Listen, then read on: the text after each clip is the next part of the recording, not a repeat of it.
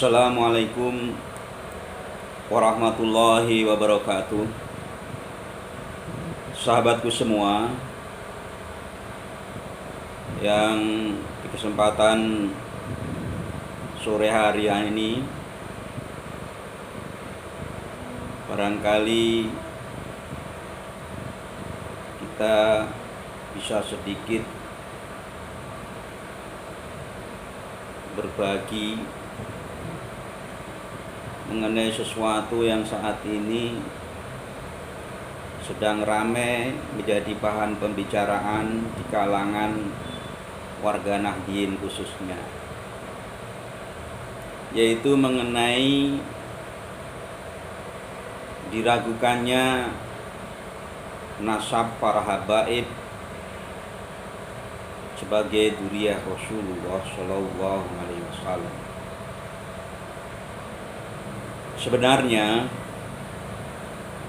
hal ini bukanlah sesuatu yang baru,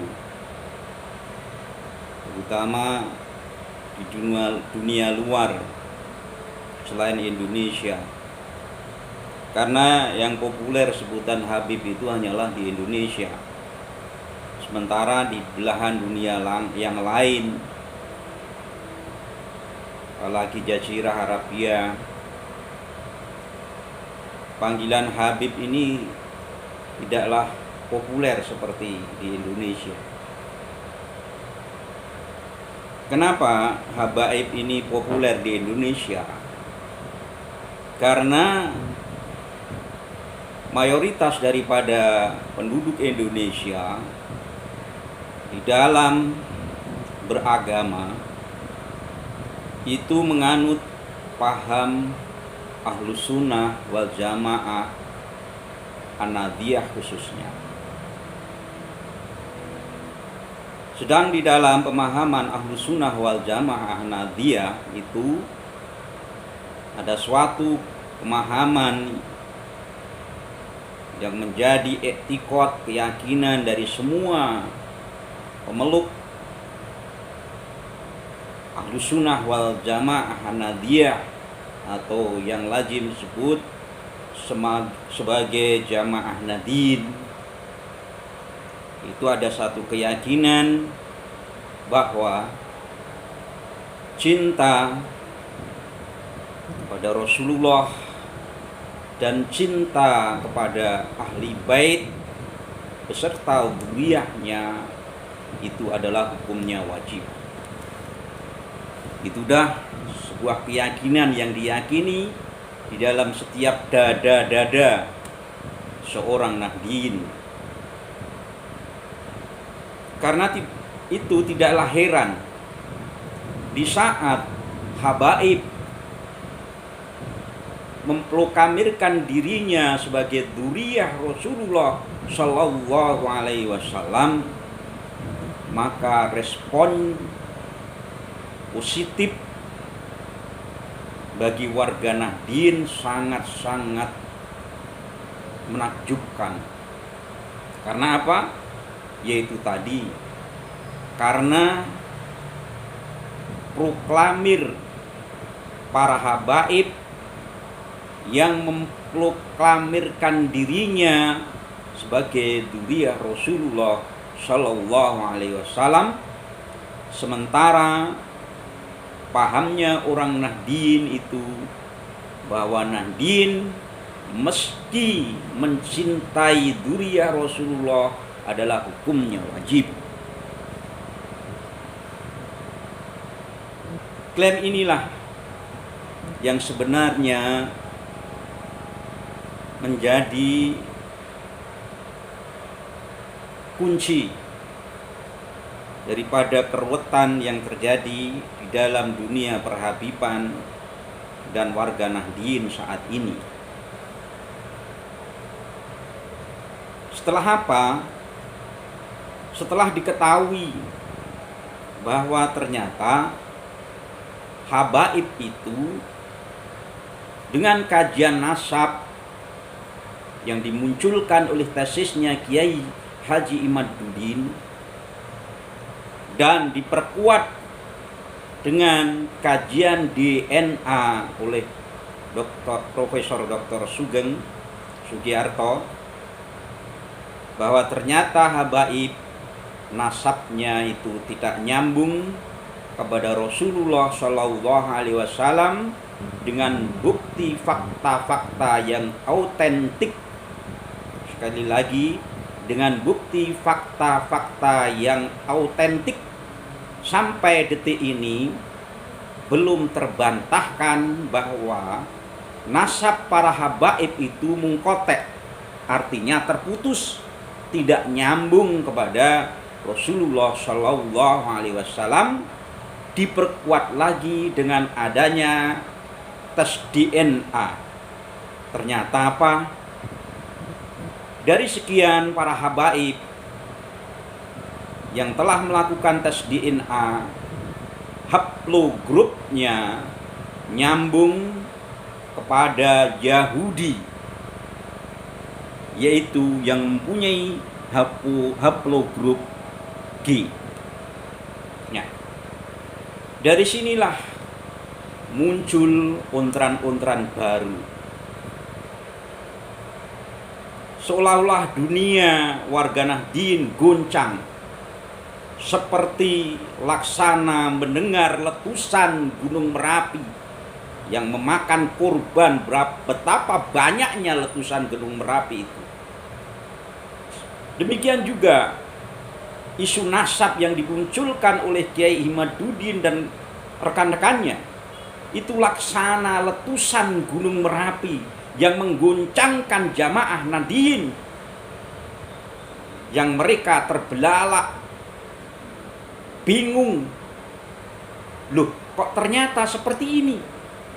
Dan sampai detik ini tesis Kiai Ihmaduddin belum ada yang bisa membantahnya secara resmi.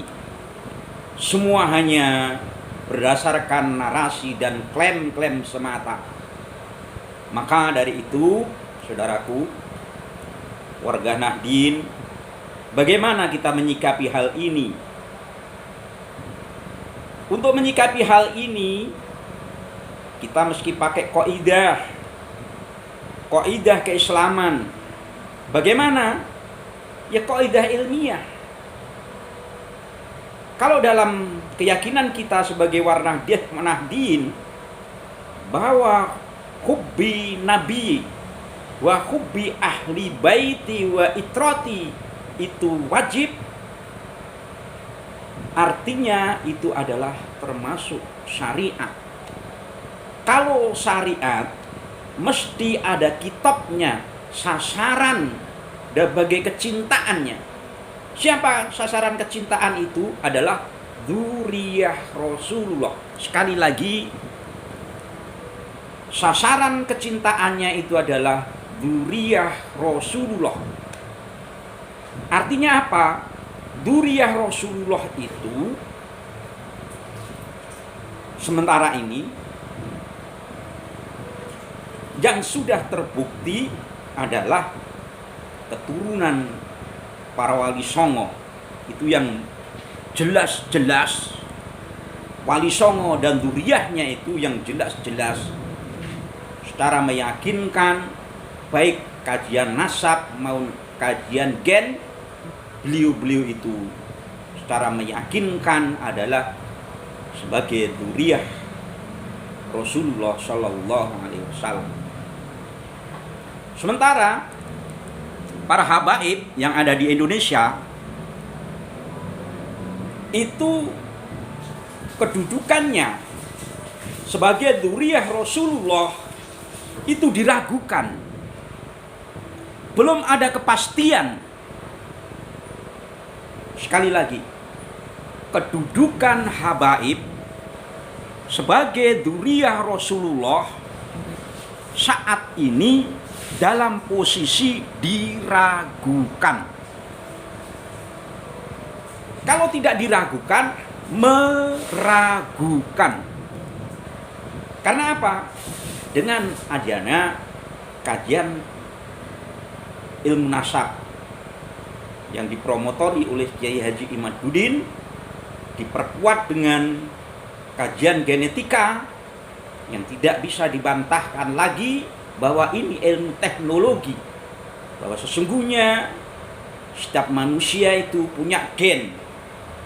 Dari gen itu dia terkelompok-kelompok kepada suku-suku bangsa yang bisa melacak dari mana dia asal suku bangsanya. Suku bangsa apa? Misalnya suku bangsa Arab, suku bangsa Yahudi, suku bangsa Jawa. Semua banyak kelompok-kelompok haplo daripada genetika ini. Dan ini adalah sesuatu yang ilmiah yang tidak bisa terbantahkan. Terbantahkan hanya dengan ilmiah juga, bukan dengan dhon. Demikian juga ilmu nasab. Tidak bisa ilmu nasab itu dengan dhon, karena itu termasuk hal ilmiah. Kalau ilmiah itu meski dengan pembenaran kajian ilmiah pula. Misalnya melalui proses basul masail, pembahasan yang detail tentang masalah untran-untran nasab ini, seharusnya sebagai rumah besar warga Nahdien, yaitu PBNU, menyembadani ini agar umat tidak bingung. Bikin saja basul masail. Siapa yang mesti membahas ini? Ya Kiai Imaduddin berserta teman-temannya. Sementara di pihak yang lain yang diragukan kebenaran tentang nasabnya, yaitu yang terkumpul dalam Robito Alawiyah yang diketuai oleh Habib Taufik Assegaf. Meski keduanya duduk bersama, dan PBNU itu meski menyembadani ini, supaya apa? Supaya umat tidak bingung, dibasul masailkan, berdua duduk disembadani oleh PBNU, bukan malah PBNU berposisi yang memihak sana atau memihak sini. Tidak seperti itu seharusnya sikap PBNU. Karena apa? PBNU itu adalah rumah besar yang mengayomi jamaah Nahdlatul Ulama. Supaya tidak bingung, seharusnya proporsional yang adil adalah masalah untran-untran nasab ini dibasul masailkan. Kedua-duanya didudukkan dalam forum yang sama untuk membahas kedua-duanya, argumentasi, bukan opini. Nanti kalau masing-masing mengikuti opini publik, apalagi seperti yang dikatakan oleh Ketua PBNU dengan model dhon, persangkaan, mana bisa. Padahal kita tahu bahwa tradisi pondok pesantren itu tradisi ilmiah. Masa ilmiah dengan dhon? Apalagi urusan syariat. Seperti yang saya katakan tadi, kecintaan kepada dzurriyyah Rasulullah itu adalah hukumnya wajib. Kalau wajib, mesti punya kitab. Kitabnya harus jelas. Sebenarnya seorang sholat menghadap kiblat. Kiblat rujukannya Ka'bah. Ka'bahnya meski nyata, bukan Ka'bah palsu. Misalnya di Indonesia kan model itu, sebelum naik haji itu bikin haji-hajian mengelilingi Ka'bah palsu. Walaupun rukunnya, modelnya itu persis dengan pelaksanaan waktu haji di Arab Saudi, tapi kan itu tidak bisa dinilai sebagai sah sebagai haji. Karena apa? Ka'bahnya palsu, tempatnya palsu.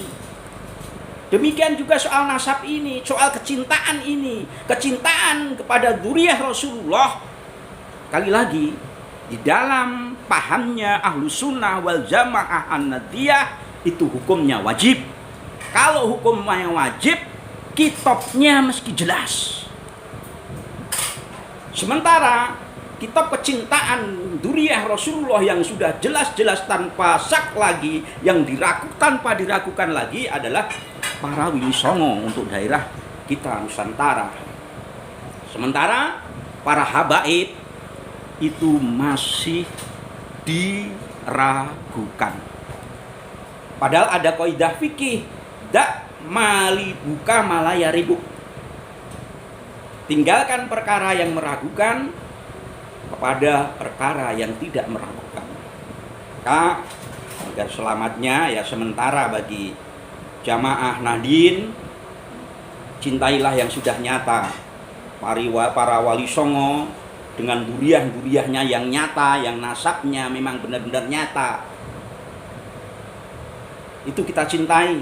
Karena itu yang jelas, kitabnya jelas, kitabnya meski asli, tidak boleh palsu. Kita berhaji, Ka'bahnya meski Ka'bah asli, bukan Ka'bah yang ada di Indonesia yang kita bikin sebagai latihan. Sesempurna apapun yang dilakukan dalam saat latihan di IPHI atau di biro-biro itu, belum bisa dikatakan haji. Karena apa? Kitabnya tidak asli. Demikian juga huruf salam syariat kecintaan kepada duriah Rasul ini meski butuh keaslian. Keaslian siapa? Keaslian kitabnya, yaitu duriah Rasulullah Shallallahu Alaihi Wasallam. Ini saya ulang-ulangi lagi.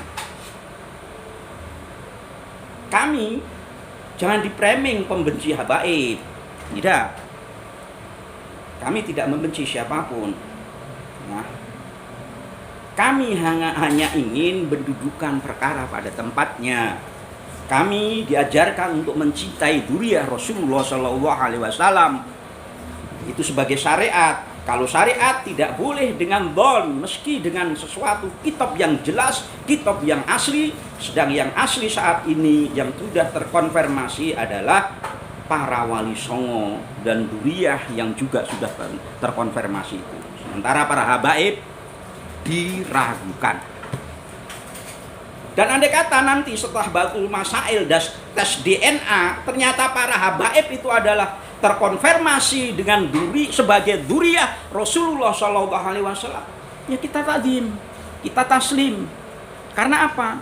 Dasarnya fikih, kecintaan kita, kecintaan kepada duriah Rasulullah Shallallahu Alaihi Wasallam.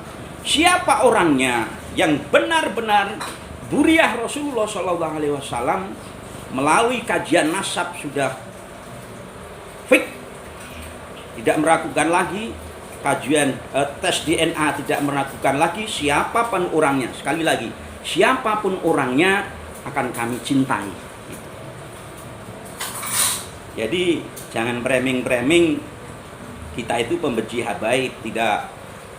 Dalam ajaran kita, saya sendiri juga punya guru orang habaib, dan Anda semua juga mesti tahu habaib yang alim, habaib yang tawadhu itu akan mulia dengan ketawaduannya, akan mulia dengan akhlak beliau, akan mulia dengan posisinya sebagai seorang guru, sebagai seorang syekh.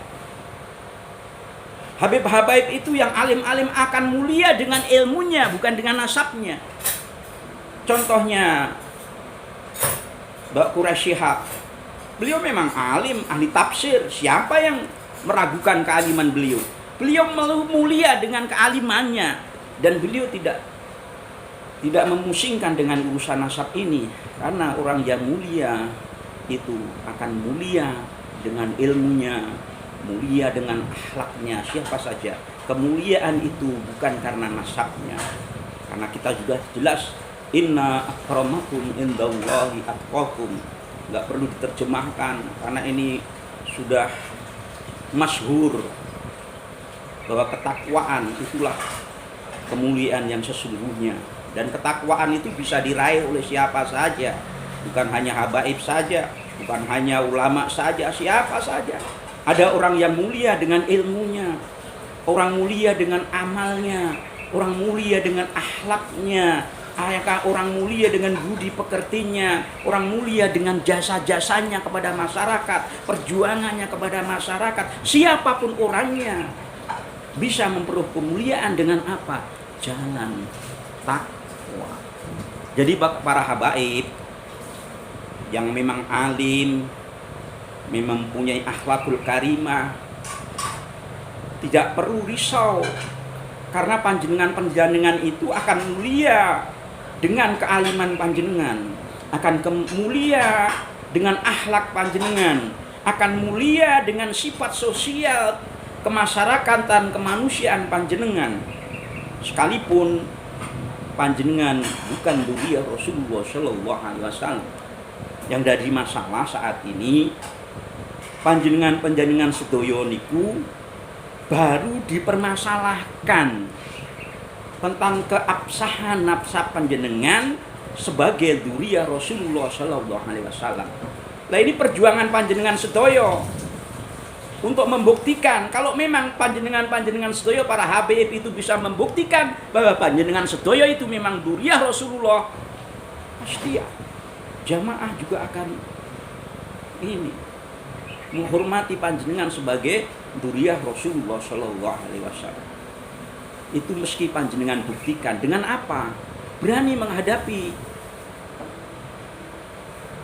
apa yang disampaikan Kiai Imaduddin, bukan dengan framing, bukan dengan opini, tapi dengan basul masail. Duduk bareng-bareng, dibahas di situ dengan ilmiah, bukan dengan don. Saya kadang heran ini sama ketua PBNU, masa urusan seperti ini menggunakan don, persangkaan, kan kacau. Padahal tradisi pesantren itu tradisi yang ilmiah. Perbedaan sudah biasa, satu kiai dengan kiai yang lain. Padahal satu pondok aja, satu nasab kiai itu dalam mengambil keputusan juga berbeda-beda. Itu sudah hal biasa di dalam pondok pesantren. Jadi nggak perlu dirisaukan hal itu. Yang penting apa? Semua kesadaran, sadar bahwa ini ranah sarwah, kekayaan intelektual yang mesti dikembangkan di dalam dunia pesantren. Jangan diajari jamaah ini untuk bon, meski harus diajari dengan ilmiah, realistis. Apalagi di doktrin nanti kualat, tidak mulai berkah dari ilmu guru. Ya tidak seperti itulah. Kalau untuk menjawab pertanyaan itu gampang saja. Muhammadiyah, apakah Muhammadiyah kualat dengan habaib? LDII, apakah mereka juga kualat sama habaib?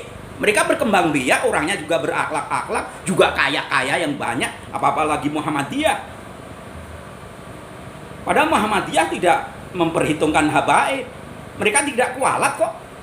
Tapi saya heran ini, jamaah NU ini takut doktrin-doktrin kualat.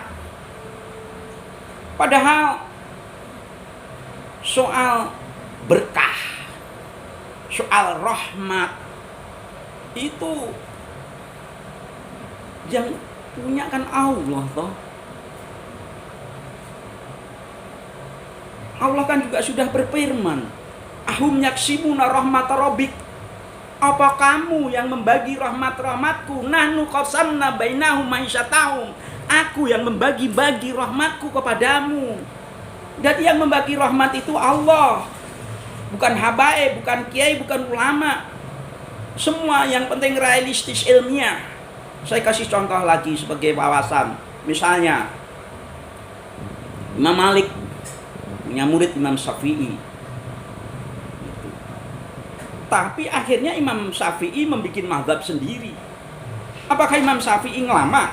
Tidak adab sama Imam Malik. Tapi justru Imam Malik bangga muridnya bisa mempunyai kemampuan yang melebihi beliau. Ini tradisi ilmiah, meski seperti itu. Dan tidak kualat Imam Syafi'i, nyatanya mazhabnya diikuti oleh sebagian besar orang-orang di dunia ini, apalagi di Indonesia. Kalau memang Imam Syafi'i kualat sama Imam Malik, nggak ada pengikutnya. Ternyata pengikutnya banyak, diamalkan oleh orang banyak, itu namanya berkah. Jadi janganlah di framing-framing seperti itu, dikasih cerita-cerita halu yang tidak masuk akal. Jadi wahai saudaraku, kaum muslimin wal muslimat, terutama jamaah Nadin, sebenarnya saya malu sama saudara kita. Saudara, sebenarnya kalau dibilang saudara tua ya bisa, saudara muda kita yang dari Muhammadiyah. Mereka berpikiran realistis, mereka berpikiran maju, mereka tidak kualat kok. Organisasinya berkembang, jamaahnya ekonominya tertata, mampu membangun rumah sakit, mampu membangun lembaga-lembaga pendidikan. Siapa yang meragukan kiprah Muhammadiyah di dalam hal ini? Enggak ada. Padahal mereka tidak ngereken soal habaib. Kok mereka tidak kualat? Tapi kenapa orang NU ini begitu didoktrin kualat, nanti kualat, kamu mempersoalkan nasabnya ini kualat. Dengan gitulah kita harus mulai berpikir realistis, berpikir ilmiah. Ini strategi pesantren. Saya juga heran ini orang-orang PBNU ini mengajari umat untuk tidak berpikir ilmiah, malah berpikir halu, lembon. Don itu apa? Kan persangkaan. Masa ilmu dengan persangkaan? Baiknya begini kali, agama itu seperti ini kali benarnya. Kan nggak bisa gitu. Meski ada fakta-fakta, ada dalil-dalil, ada rujuk-rujukan, ada kajian. Ini kan sudah jadi tradisi pondok pesantren. Jangan dilemahkan dengan don-don. Ada memang kita bagaimana pada suatu saat kita meski pakai don, dan bagaimana meski kita pakai kajian ilmiah yang nyata. Saya kira itu saja. Nanti kalau saya turuti, saya melambung-lambung akhirnya kemana-mana pembahasan saya. Ya, seperti itu. Maka sekali lagi, janganlah sampean saudara-saudara kaum muslimin, muslimah, terutama warga Nahdien, dengan ada konflik ini menjadi kita dipecah belah, kita diadu domba. Mereka yang di pihak Habib yang ngadapin tasnya Kiai Madud kan muhibin, pecinta-pecinta Habibnya, bela mati-matian, akhirnya bentrok sama pendukungnya Kiai Imad. Jangan begitulah.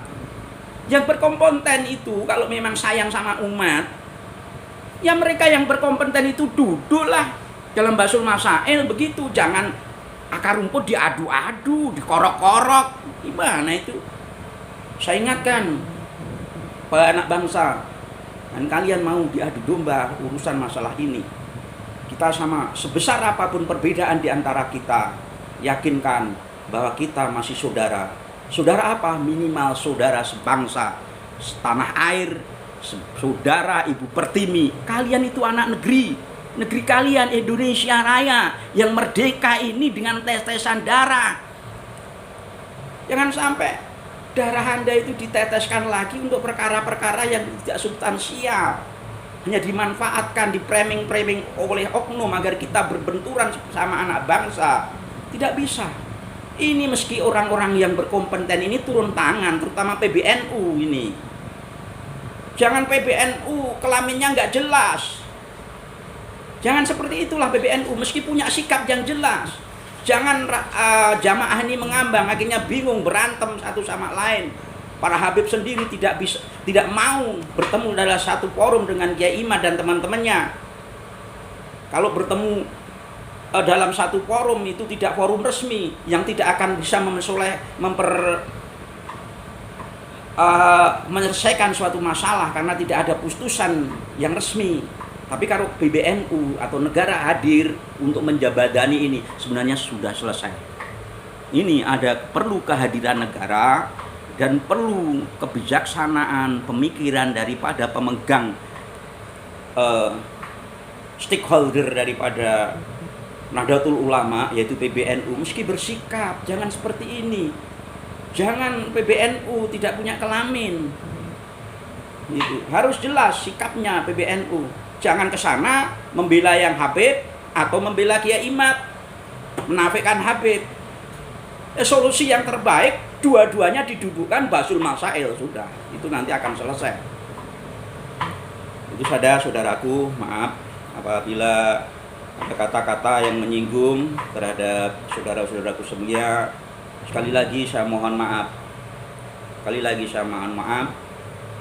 Mungkin saudara-saudaraku yang mengikuti masalah nasab ini tidak asing lagi dengan muka saya. Saya Mbah Ukit yang sering duet sama Mbah Mufid, yang waktu itu mengatasnamakan Solo Raya, dan akhirnya Solo Raya juga gempar soal nasab ini. Tapi sekali lagi kami tidak ada niat untuk saling membentur-benturkan sama yang satu sama yang lain. Niat kita adalah mendudukkan permasalahan pada tempatnya. Semua bisa jelas, para habaib juga jelas. Kalau posisinya sudah jelas, nanti akan tertata.